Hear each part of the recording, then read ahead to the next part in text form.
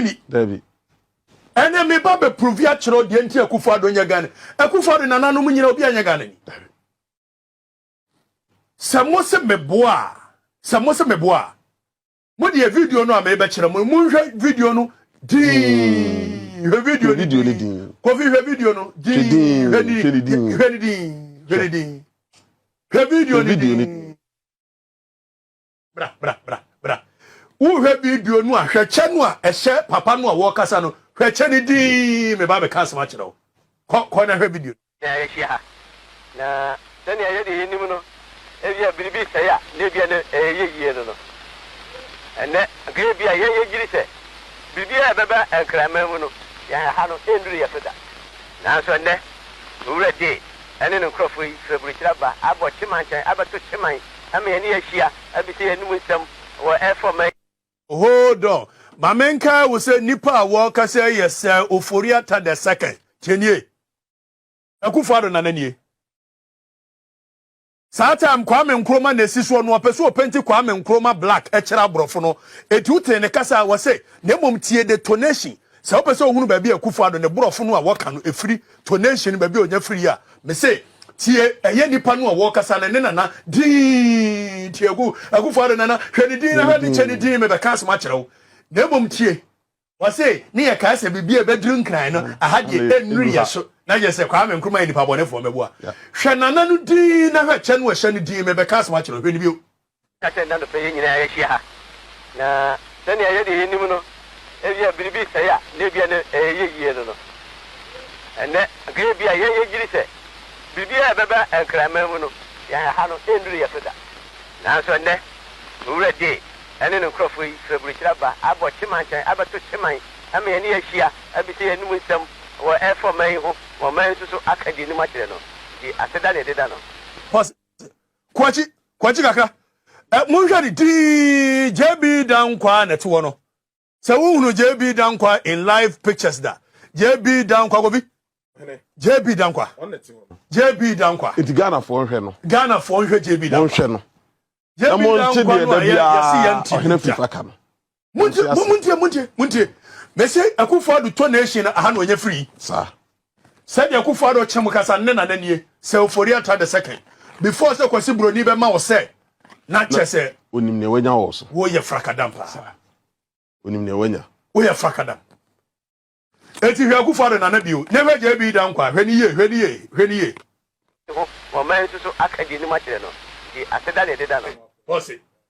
JB Dankwa nie. JB Dankwa anete wono wo hene no wote wono de wote ne nkyɛn ne friend JB Dankwa. Joseph Boache Dankwa. Ya omosi wo buru Kwame Nkrumah sunsuo nu Kwame Nkrumah ba bia no wonete wono JB Dankwa nie. Joseph Boache Dankwa wonu Kwame Nkrumah. Joseph Boache Dankwa na ya boni JB Dankwa. The highest position chairman wutumi position ne kura no wo Eastern region asa wutumi mfa JB Dankwa to Kwame Nkrumah ho ba bia ye movie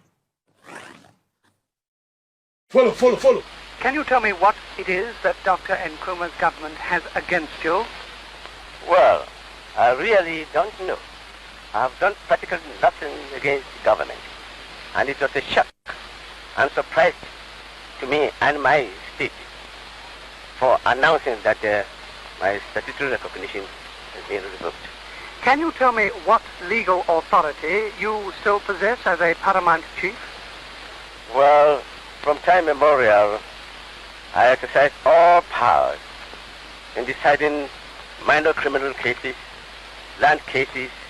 and other party complaints. Nana, do you? Afe bra ye me pese me prove it chiro nyina no ye nya no from the point of view obi Akufo Addo nya Ghana ni dabi da ni nanano mu believe so mo ye Ghana fo ni nanano mu from 1957 believe say wo mo ye the new abrofo tienie tie ha aha na nyansa ewo tie ha now the entia make chiro no tie papa ne kasa tie said o sikasa. But who you said was Kasa and Nana Akufo Addo Kuran so aba besua efri ho a fa picture no beto no yehwe papa ne che yehwe papa ne che no so obi anka wo free asante adanse na tutu mu free akrochire mpotem odompo ase mpotem wo na wo se tutu ba eti sabi mpraduasa wo wonim de se tutu ba yemo eti wo dwane na betena achimba nso na free achimba nso ekwo chichire ye ba bi enam wo present day chebi ofori pani efie esi se na echa eso wo hwecha no ehye papa ne din hwecha no eso papa ne din hwecha no eso papa ne din na afe mama Queen Elizabeth picture near radio some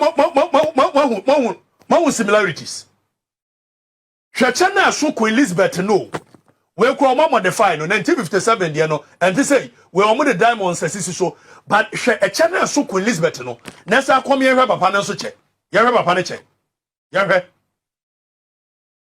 So from the days of 1957, Akufo we believe so Omonana and Queen Elizabeth. So even when they address him immediately, say Kwabani say mesha hincha to say otumfo na ese tutu. So otumfo na ese tutu na mehwe no asua na hinie. Tienie, when people have inferiority complex and they want to be like the queen, me say what chebi apapam chebi enum chebi ayi na e chesha no we papa ne che. Akufo na nani so for yata the second ready it make a choice say Akufo we believe say one mo na ye kovi the first class citizen of the nation no anu aka no anu from the point of view of the truck driver who want to say sana tie pepepe free the dad from day one we shall say o kasa asibu no enye ne na Africa ne no what prove am obi ahu ye koso o man omo believe so mo ye kan never ye omo ye bia nso e kire Akufo do abusuafo em believe so mo ye hwa Queen Elizabeth che no e hye no never we kokora papa no so che na hwe. So this is the people leading us. How can these people one by that in Ghana hia no Debbie onfa Ghana se mo nya hwe Debbie onfa Ghana nyi bibia Debbie ne nei kokompo okoto a 50 me no na take mu ayeba koko 50 koko ada bia na ye to ne sei koko me ne ayi me to bebre koko ana me de bra mo asia 31 cedi less than 2 weeks koko na ko do 52 Ghana ye duru ho sisi ye watua ansa na ba ho gede am eti Ghana samu nya afre ye Akufo na free so ne anya adwuma bi ye free so I've proven to you Akufo na busuafo they don't believe so mo ye Ghana fo on believe so mo ye Queen Elizabeth na busuafo tie nie